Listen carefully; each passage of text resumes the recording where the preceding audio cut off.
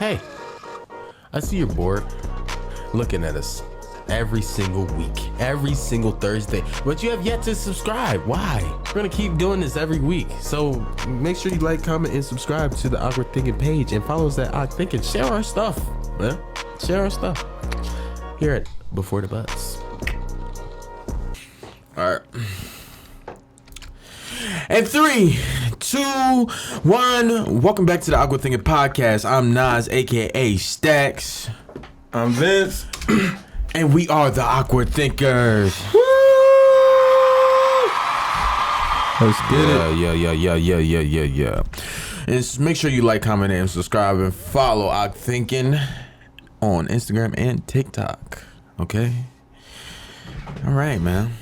How you doing? I'm good. Great. I'm Scott. I'm happy for you. Tired. I'm tired of shit too.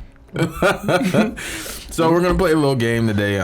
We usually play what ifs, but today we're gonna do a little something different.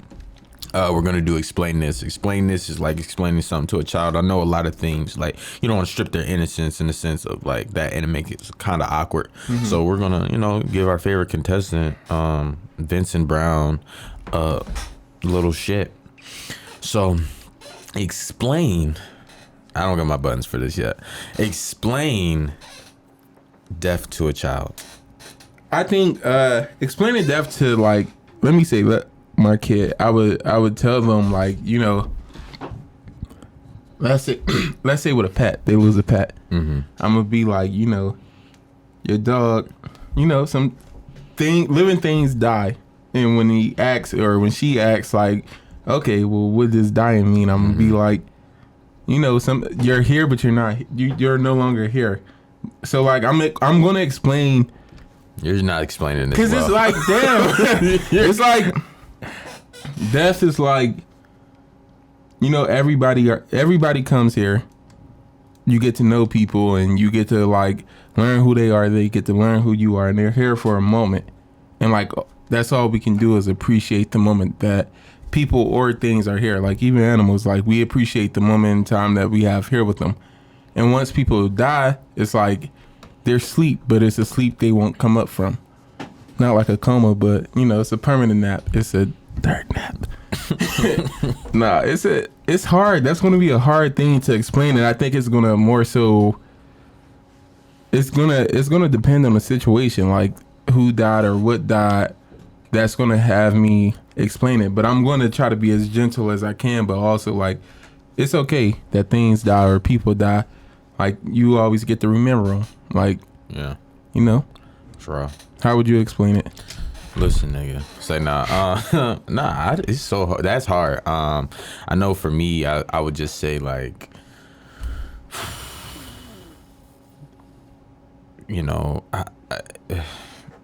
they've gone home. They've gone to the right home, and if they ask me what is home, God's home, heaven, where they are no longer in pain, they are no longer struggling, they don't have to worry about these problems that they have on earth no more, but rest assured that they're happy, and they don't want you to worry, they don't want you to cry, they just want you to live your best life like they live their best life type shit. So that's how I would explain that to a child. Your kid get inspired and be like, well, shit, I'm trying to go to home early. Yeah. Shit, why not? Let me get this shit over early. Bro. And then there's suicide. And you can get into that. I mean, shit. Not saying you get into it, but then that's a different explain this. When we're a little bit more prepared for that one, because that was tough. Was it? I would say honestly, if they would say that to me, I would honestly say it's not on your time. It's not not death is not on your time, but it's not when God is ready for you to come there. It's a happier thing when God is ready for you to come home. Exactly. Versus you saying I'm ready to come home because I'm tired. Not saying like that, but I'd be ready to come home sometime. Yeah, because your kids say some shit like that. You like, nigga, you ain't lived through shit yet. But you never know. You never know. Hopefully my kid won't live through shit. Yeah. Like nothing. Traumatic. Yeah. Yeah. I'm not, this shit happens, Shit do happen. Be shit you don't know about that be happening. But all you can do is be the best parent you can be. So, before it was a trending sound, that was great actually. Before it was a trending sound, we actually do awkward confessions. So, do you have any awkward confessions, Vincent? There you go. Any awkward confessions? Do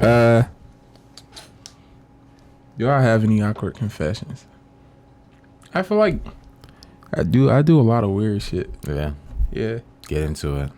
I want to hear it. We want to hear it. But I'm trying to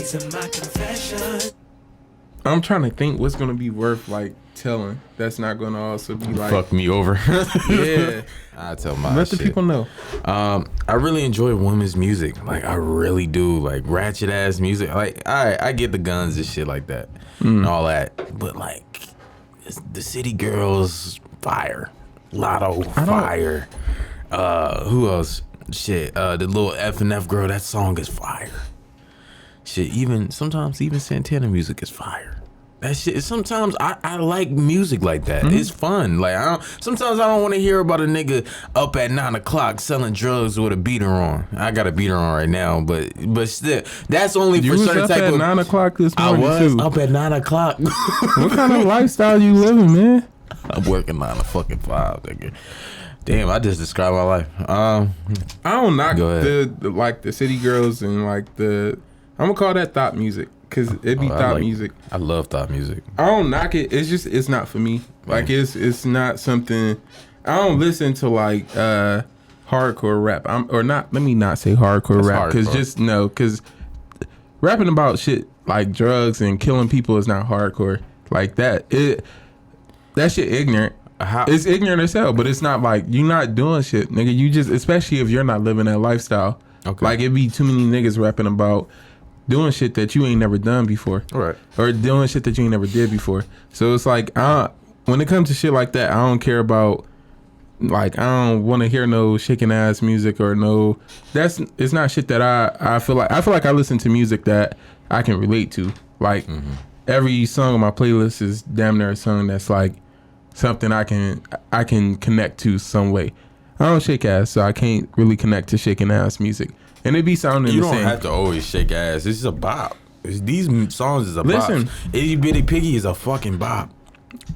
It's not for me. It's just not for me. Now, you throw Alicia Keys, you throw some Rihanna, you throw some Beyonce, some Leona Lewis, all the motherfuckers you throw them on in some music, I got you. Here, put some Lil Kim. Hot damn hoe, here we go again. I can't do Lil Kim. I'm not into the rap and I love it. The sleazy shit. I'm not into it. So it'd be like that sound don't do it for me. I'm like a R&B. You give me all the little R&B chicks, I listen to it. I was just having this conversation at work, and because I told my coworker, he asked me like, you listen to he was just asking like the same thing. You listen to City Girls, Megan Thee Stallion shit. I'm like, I don't shake ass, so I don't really listen. You don't have to fucking shake ass. I don't shake ass. I feel like listening to shit like that, you need to be shaking ass. Give me the cash, fuck a wedding ring. Put some ice on my neck, cash money, watch it bling bling. Yeah, that's hard. That's hard. It's okay. It's okay. I don't. And yeah, it's not knocking it. I don't knock the music. I don't knock it at all. Like it's cool. It's just not what I want to hear. It's not like that. And then the other thing too is like, as I go throughout my day, my music kind of like helps. My music helps me like with my emotions and shit throughout the day, like channeling shit, and that. Thumping shit in my head, I hate that shit. That shit, I hate nigga rap. I do. Oh my god. Because it's like, canceled, please get us canceled. It's trifling, bro. It'd be like, y'all not rapping about shit. Y'all niggas is not rapping about shit. It's shit people are going through. It's scammers in the world. It's female I don't give a scammers. It's fuck. male scammers. And the shit, male all you drug saying, dealers. It's killers everywhere. the only thing you saying is keep doing that shit. White people have fucking the same shit. It's just hard, heavy metal or fucking country music. I'm black. I'm a nigga. I'm black. I don't give a fuck about what the white people have, what they don't have. We talking about niggas right now. Like I'm just saying, in the essence of it, it's I love it, man. That's cool. That's cool for you. Yeah. I'm a rock out to my Alicia Keys and shit. I be at work like no one. I be In that bitch, like the music good. It's good music, and I feel like the music be good for the soul too. Like the music, again, it's gonna affect how you feel. I feel like there's a certain amount of, like, when you listen, you be listening to, like, I listen to it all. I listen to it all, bro. I will give you that. You do listen to, like, a diverse group of music, but people who be only listening to, like, let's say you only listen to trap music. Yeah. You an aggressive ass motherfucker for no reason. You could be the softest motherfucker. Listen, I know the softest niggas literally, listening to trap music. I don't know no soft niggas. I'm not saying it's impossible, but when you be listening to that shit, that's how you move throughout, like, shit. Women didn't become aggressive until they started trying to listen to rap shit, and, like, you listening to, like, what they call that shit, drill music and shit, and, like, you spitting, I don't know, it's like, I just love it. I love it when a female talking that shit. Like, I don't, especially getting money, their pussy, all type of shit. That shit is raw. And that's good for you. But for me, in my household, we go continue to serve the Lord. Hey, I see you're bored looking at us every single week, every single Thursday, but you have yet to subscribe. Why? We're gonna keep doing this every week, so make sure you like, comment, and subscribe to the Awkward Thinking page, and follow us at Awkward Thinking. Share our stuff, man. Share our stuff. Hear it before the buzz. But I would say, I don't fucking know. Well, we're gonna conclude Awkward Confessions until this man musters up some fucking courage to tell his fucking truth. So thank you for listening to Awkward Confessions. All right, let's get to the meat of this shit, man. You want to give it away? You know, you want to give our topic away, or you want me to give it away? You can give it away. All right, so we're gonna be talking about choosing to be hurt. There's a lot of shit that we do. I was reading up on a lot of shit I was really studying on, and then I came to a revelation as we, you know, when we get to that point. But so we're gonna go from childhood, teenage years, and then adulthood. And adulthood is like what we're in now. We're in our mid-20s, so we're like, what has affected us and what here. Yeah, it's ghetto as fuck. So what we've been going through and what, you know, shit that we've been trying to overcome. So I'm gonna let you take it away on some childhood shit. Then I'm gonna piggyback off you, gang. Childhood wise, like my trauma and shit, like am I talking about choosing to be hurt as a kid, or I'm just talking about choosing to be hurt as a kid? Yeah. You know what I used to do, that and now that I'm an adult, it annoys the fuck out of me to see kids do. I used to, like, be one of them kids who, I'm gonna show you I'm upset. Cause I want you to ask. I want you to, like, oh, what's wrong? Like, shit like that. I'm gonna put it on my face. I'm gonna, like, you go know that I'm upset and shit. And I used to, like I remember in 4th grade, Miss Justin, she was my 4th grade teacher. And we would have, like, on and off again beef.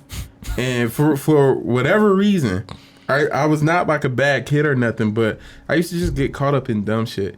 And, like, I used to, like, I would sit in the back of the class because she ended up moving my desk. Like, I was, like, behind everybody. But it helped me. But it was like, bitch, you just put me back here. So I would sit in the back of the class and I would be like this whole time, like the whole class, like, just looking mad as fuck for no reason. And I feel like as a kid, I did that a lot. And instead of me just being like, nigga, either ain't shit wrong with me or tell motherfuckers how you feel, I wouldn't do that. And that shit, I feel like, not fucked me up as an adult, but I ran into problems as a kid because I just wasn't vocal enough with it just being like, yeah, some shit either irritated me or I wasn't cool with some shit. For myself, I did a lot of choosing to be hurt as a kid. I would say in the beginning stages, it's more like, how do you put it? So, like, you become, like, you love, in a sense, the pain that, because you find a safe place in it, and you find some type of, you'll find some type of peace into pain. That's why love and pain is like hand in hand and shit like that. So a lot of the times, even when I was like a kid and I was aware that my father wasn't around and shit, I would tell my mom, like, she's a very supportive, very loving person. I'd tell my mom, don't come to my games. Don't do this. Don't do that. You know, because now it's gotten to a point where it's like, neglect seems like, hey, it's attention. Choosing to be heard is like, is in the sense is like a lack of attention. I wasn't getting that attention from my dad. You know what I mean? So me just like, hey, you know, like, don't come to my game. He don't come to my games. That means like, all right, he doesn't love me. I'm hurt. But that's gonna drive me like, all right. As a kid, I chose negative affirmations over positive affirmations. Negative affirmations. God damn. Negative affirmations drove me better than they did. Like, pain made me more like, I'm about to go hard. I'm about to go, like, I don't want to hear that I'm doing good. I don't want to hear it. And that's why I was like considered the bad kid, because acting out gave me the attention I wanted. You know what I mean? Or talking shit, or being in the mix, or always hearing my name. But then it becomes, I don't want to be this no more. You know what I mean? And you find yourself in this rhythm. It's like, it's a habit. Everybody stereotypes you as the bad kid. So as a child, I would always do bad shit, but it was more so like, I don't like nobody turning their back on me type shit. Yeah. So choosing to be hurt, I chose the bad route. I chose to be the bad kid because I wanted attention type shit, or a smart ass mouth, or whatever the case may be. So that was me from my childhood years. I think also, like, for me as a kid, like I was going through a lot as a kid, like from siblings and shit, and like just like, you know, shit was fucked up. We was poor at one point, so it was like a lot going on like within the household. And I remember like I wasn't feeling like I was getting enough attention. Like you said, it's the attention thing. When you choosing to be hurt, it's because you have like a lack of attention on you.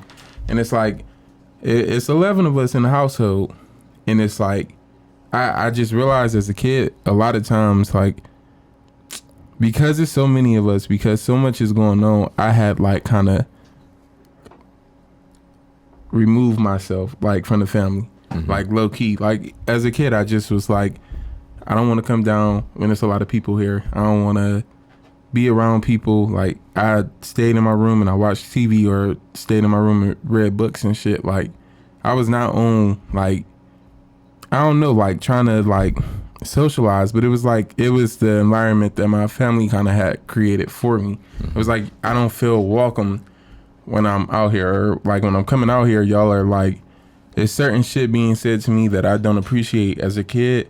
And it's just like certain shit, like, nigga, I'm a kid. I don't need to hear certain shit, and I don't need to be told certain shit as a kid. Like, Yeah.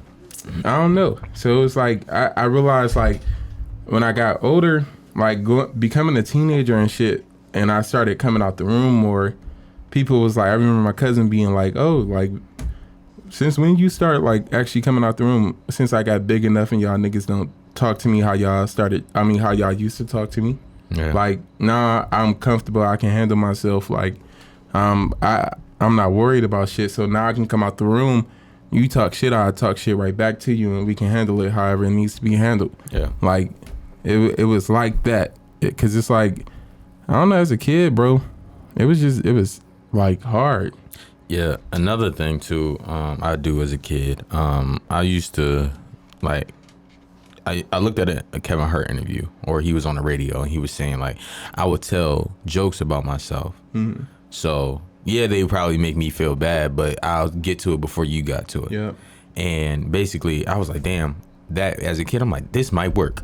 You know, at the time I had like fucked up teeth, and, you know, my dad wasn't around and shit like that. So I would make jokes. I would be like, well, you know, I don't got a dad, so I don't know, you know, or some shit like that. Like, that shit wasn't cool. You know what I mean? But that was just me finding something to, like, it hurts. You know what I mean? I don't want, but me shining my insecurities didn't help either. Because a motherfucker probably wasn't worried about that, what you got going on home, or what your physical features now. But now I made it present enough for you to be like, oh, well, he jokes about himself, I can say it too. And that wasn't, and then it was like, all right, well, I gotta still like take that heat. It doesn't tell you the shit that comes with it. Just because you make the joke about yourself, the shit that come with it, because you open that door for everybody else. Exactly.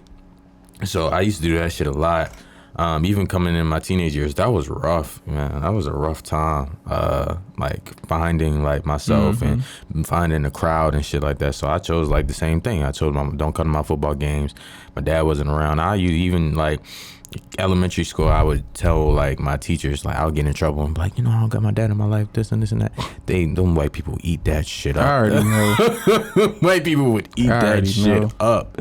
So it's just like, I don't got my dad in my life, and everything is hard at home, this and this and this and that. So it's just like I was fine. Like I was I completely, about fourth grade, I completely accepted that you was gonna be in and out and type shit like that. So, but teenage years, yeah, I was said fuck it. You know what I mean? I was acting out way more. Went to conduct summer school, moved around and shit like that, and yeah, it was just because it was fun. Yeah. I'm listening to this book, and it's called Untethering like the Self or something like that. And it's basically it's teaching you how to like live without feeling like you are living through every moment. Like yes, you are here, but you're not here at the same time, if that makes sense. Like everything isn't about you. Everything, like it basically explains everything that's gonna happen, everything that's gonna be, is gonna happen. Nothing is here because of you. Nothing was here because of, like, this is not, all this shit was already predestined, basically. Like, shit happened before you even got to this point. Within the moment that's in front of you right now has nothing to do with you. You did not create it, the moment. You did not, like, manifest the moment. Nothing. All this in front of you was, like, going to happen regardless. Like, it basically described, like, all right, let's say, I'm trying to think, like, it basically described shit happened way before you were even thought of, that was put into place. Like, certain things happened. Like, it had described, like, the Spanish settlers setting in Florida and the native people who were already there. Yeah. And it described how some of them at certain points met and, you know, became entangled and shit. And now you're a descendant of one of them. And that's only, it happened because of some other shit that was never because of you. Did I just sound crazy? So basically all the shit that is like, in the grand scheme of it, God has put everything in place before you even was thought of. Yeah. So it's nothing that you should get praise or you should get slack for, because and not even just slack, but you should, it's nothing to feel more so personal about. It's more so you are in the moment.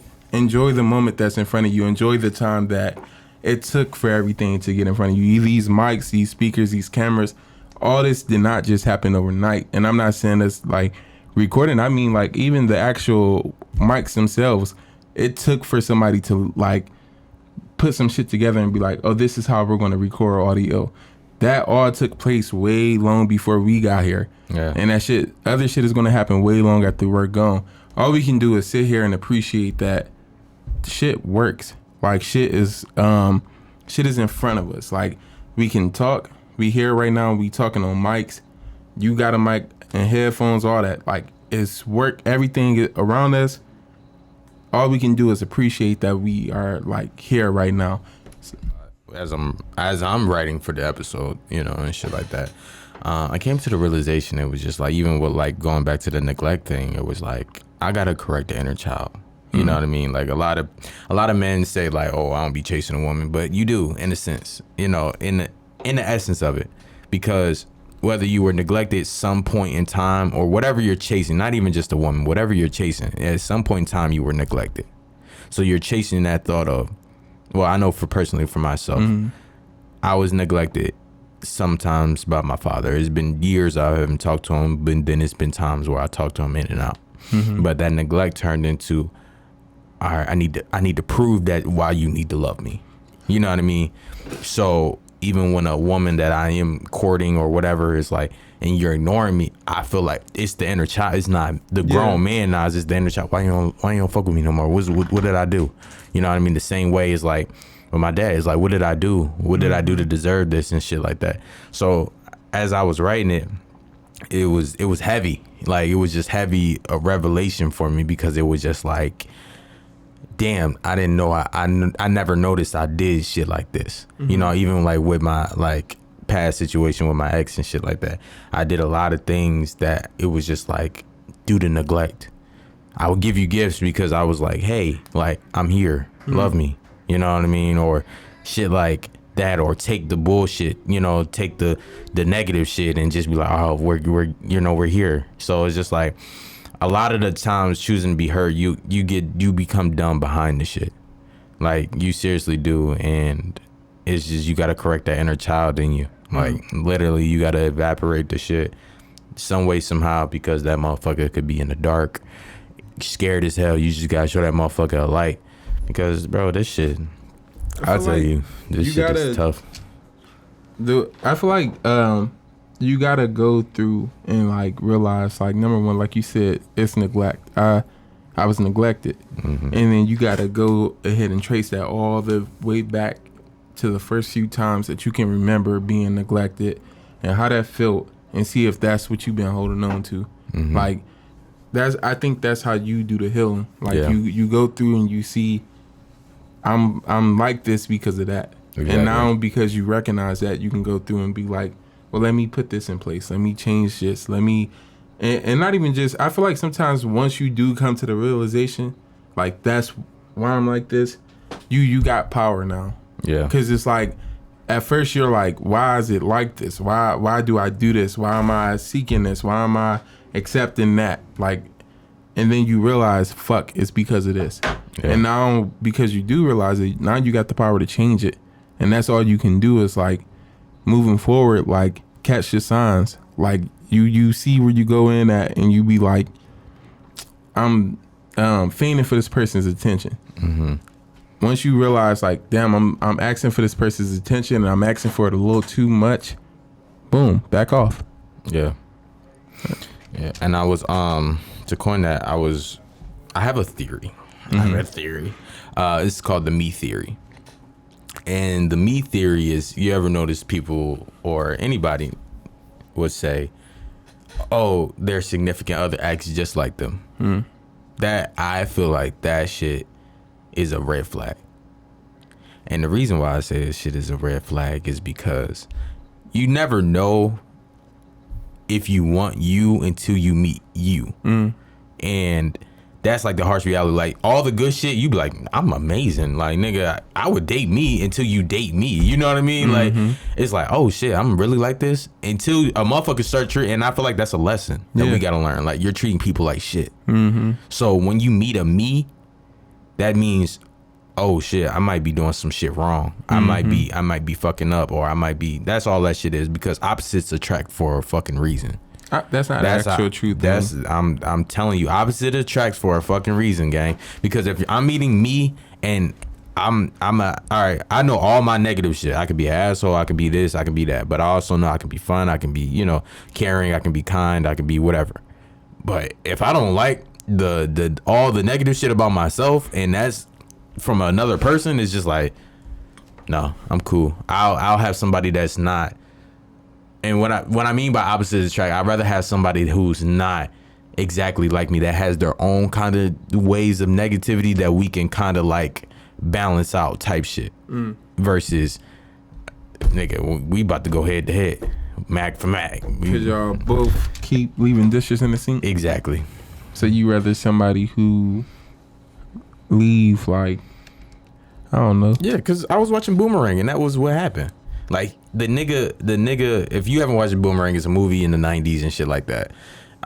It's starring like Eddie Murphy and shit. And Eddie Murphy's like this big guy, this big time guy, marketer, you know, he's smooth, this and this and this and that. And he meets the female version of himself, which I was like, oh shit, that's the Boomerang. Yeah, that's last night, dumb as hell. Like, but it's just like, he meets the female version. Now he's like trying to do everything in his power. Like, he's going through pain. He's going through like insecurities. He's going through like, oh, I'm tripping or some shit, even though but he's meeting himself in the female version, and he doesn't like it. Versus he meets Halle Berry, and she's nothing like her. Well, to me, that also just sounds like it sounds like you can't handle yourself. Like, instead of you, but because I feel like it's not like, okay, I need someone who's going to be opposite to me.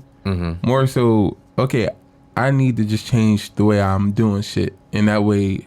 That's the me theory. That's what I just said. But you like, you saying like, okay, you did say change the way you doing shit, but I don't think I don't think you need to like, because someone is like you, that you need to be like, oh, I'm gonna be an opposite person, or I'm gonna find my opposite person. No, I'm saying that. All I'm saying, the me theory is just, I feel like I'm a firm believer of God, and that's the God's lesson of, you're treating people like shit. I'm gonna bring your counterpart, and I'm about to show you how you treat people like shit, but in a different way, type shit. And then do you think, because I think you can also, of course, learn that too. Right. Like you learn, like a lot of the people who've been through abuse, or let me not say a lot of people because I don't know the statistics on shit, but it seemed like people who go through certain types of abuse then become abusers themselves, like later on down the line. And I think it's out of a reaction of, I don't want to be treated like that, so I'm going to do it. So I don't have to be I'd rather be the person, I'd rather be the abuser than the victim. And I think that's how that is. Like, I think people, I don't know that, like, you can be taught to be an abuser like that. Yeah. As far as adulthood, I don't now. All I know is like that ignoring shit. That's like my pet peeve right now. Like, I'm trying to correct that. But as far as I don't give a fuck. Like, as far as like choosing to be heard, like, I'm just learning just to be like, okay, that's what you think. Okay, and that's fine. Why that? You say something good, that's fine. You do you. Like, But that just seemed like pushing it. Like, no, that it's just more so like, I'm not giving energy is a lot. It is. So if I know I don't believe what you trying to say to me, or whatever you're trying to say to me, or whatever the case may be, why am I giving you my energy? That's gonna require me a lot of, like, anger is way more powerful than fucking any other emotion you have. Anger can put you in jail. Anger can put you Nigga, love would do the same shit. All right, so anger and fucking love is hand in hand. Is hand in hand, but those are the two most powerful emotions you damn near got. Maybe sadness if they TikTokers on some bullshit, but I'm saying, like, that shit, bro. I'm not giving you my energy. What the fuck do I need to give you my energy for? What pleasure do I owe you to give you my energy? So what? You think this way? Okay, all right. I think this way. We're always going to agree to disagree. Yeah, I'm gonna have a group of people that's gonna agree with me, and I'm gonna have a group of people that disagree with me. So the fuck what? I'm not gonna argue with you. All right, go ahead, go about your fucking day, type shit. I feel like in my adulthood, I chose to be hurt, like, more so than being like a teenager or a kid. Because like in my adulthood, I had the freedom to be hurt. So like in adulthood, or as a kid and as a teenager, I'm like the 10th out of 11 kids. So I have to be the peacemaker because there's so much shit going on. I have to be the one who isn't causing the problem. So anything I'm going through cannot be like, it can't be the center of attention. And then in adulthood, I was like, fuck it. Like, nigga, I'm gonna choose to be hurt. I'm gonna allow myself to go through this, and I'm gonna allow myself to just go through this wave of like kind of sadness and other shit, and let myself be down, and like let shit not happen, but just let shit happen. Like, you know, I was in college and shit. I lost a couple people in college, and that shit was hard. And I know, like, my grades and shit started slipping. And at one point I was like, it is what it is. Like, I'm not focused on college right now. I'm like college, or at least classwork. I'm not focused on classwork because that shit requires too much energy. And that's how I was looking at it. This is requiring energy that I don't really have right now. I only got energy for fun shit. Class is not fun. And I think in 2019, like when I lost my sister, coming back in that fall, it was really like that was my first time really going through like a deep depression. And it was like, anything else I don't give a fuck about. I don't care about nothing. I'm on autopilot right now. And I remember my psychology teacher suggesting, like, take a semester off, bro.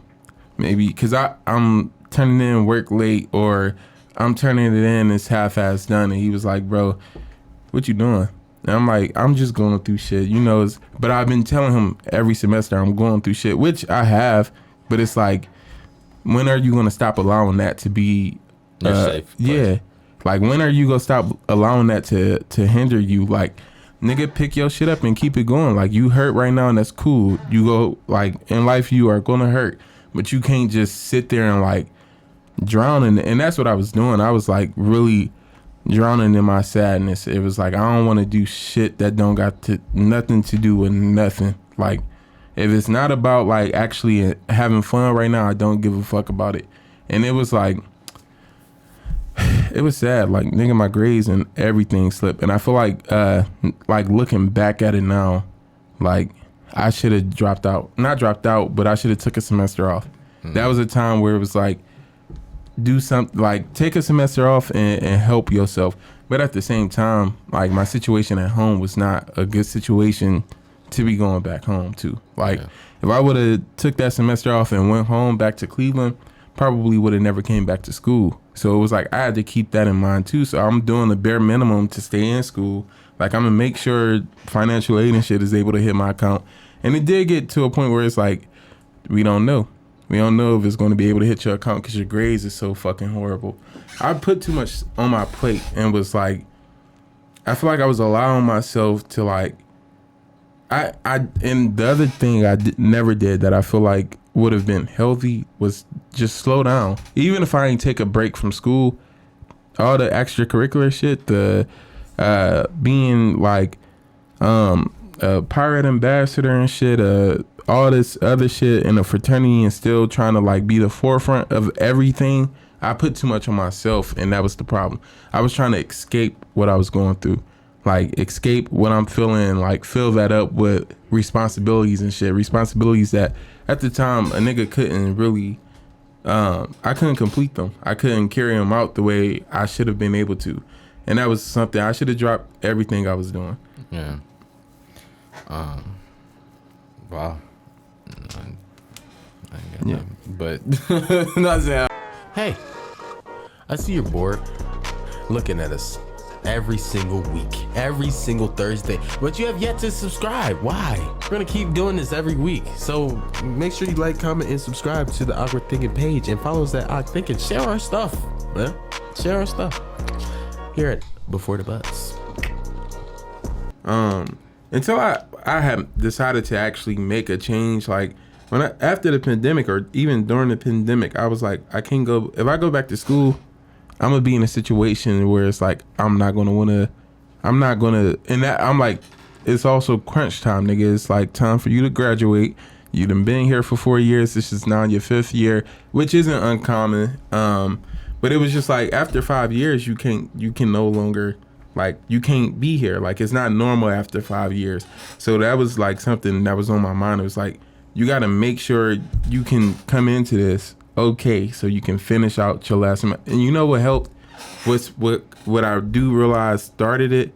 It was us being sent home from for the pandemic. Like, at the start of the pandemic, niggas got sent home. And a lot of us was scared because we knew, like, the kind of situations we was coming back into. Like, at the time, like going back home, I had a handicapped brother who was still home, and he was doing evil shit. Like I miss him. He's passed on since then, but he was doing evil shit at the time. Like, and it caused stress on my mother. It caused stress on the whole household. So it was like it's too much to deal with while trying to be in school, trying to work and be like a happy person. And it was like, I remember one day in the acting class, like we had that same acting class, and it was like he made us write a story of our lives or some shit, and I had to like start from the beginning. I was finally able to be like, fuck, this is why I'm like this. This is why I'm like, because I'm writing down traumas and shit. I'm like, fuck it, I'm gonna be honest, because I couldn't think. That was the other thing. Like when you're going through shit, you get a blockage, I feel like, and I could not write down no fake shit. I couldn't do like a simple ass story like, oh, well, you know, I got a big family, we barbecue, we cook a lot, this and that. I didn't have the energy to keep faking it. So I was like, nigga, I've been through trauma. I'm like, I'm writing all that down. I'm like, I've been through this and that. I feel like this, and I'm at home right now. Like, I'm ending it off. Like, I'm at home right now in a situation I really don't want to be in. I don't know how the future is about to look. But doing that helped me. Like, I finally got the time to vent. and vent in a way I have never been able to vent before, and feel like during that venting them words on that paper was like, the shit just went straight there, and it was like a weight off my shoulders. And then after that, I started addressing shit. So like some of my traumas and shit, I would just address them to the people who gave it to me. My older brothers, older cousins, y'all called me gay and faggots and shit when I was a kid, like a little ass kid at that. Like, I ain't appreciate that. You don't do that to a kid. You don't teach a kid shit like that and then make them feel like something that they're not. Like, and even if I was gay, like, the way y'all went about it was not the way I feel like I'm your brother at the end of the day. That's not the way you should have treated me if you thought I was gay. So it's like, and mind you, I'm 5, so it's not like, I feel like at 5 years old, you don't really know who somebody is and shit, but nigga, it was like, shit like that had affected me, where as an adult now, I'm emotionally unavailable.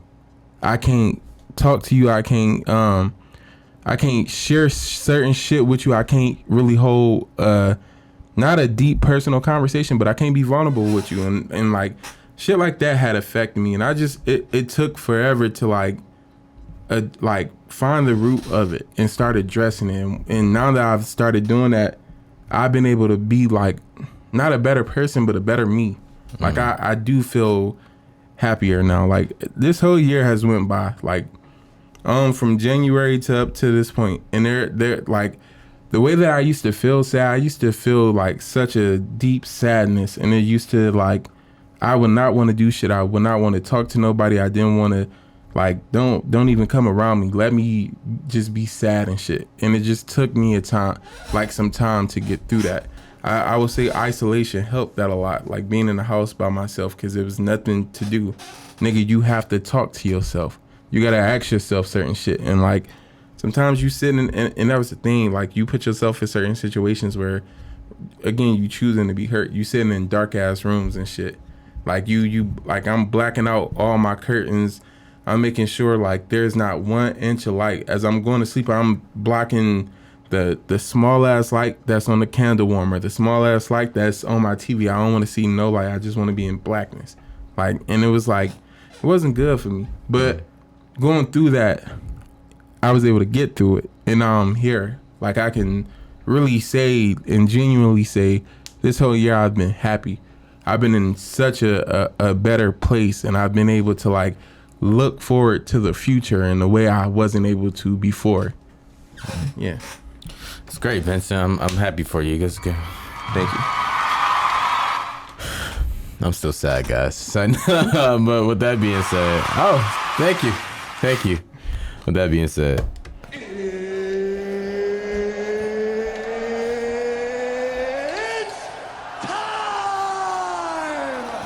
it's about that motherfucking time, shouter, where we give you a positive message to end the fucking week, nigga. So, Vince, what's your positive message to get through the week? I feel like once you grow in this show, definitely your job to do the healing.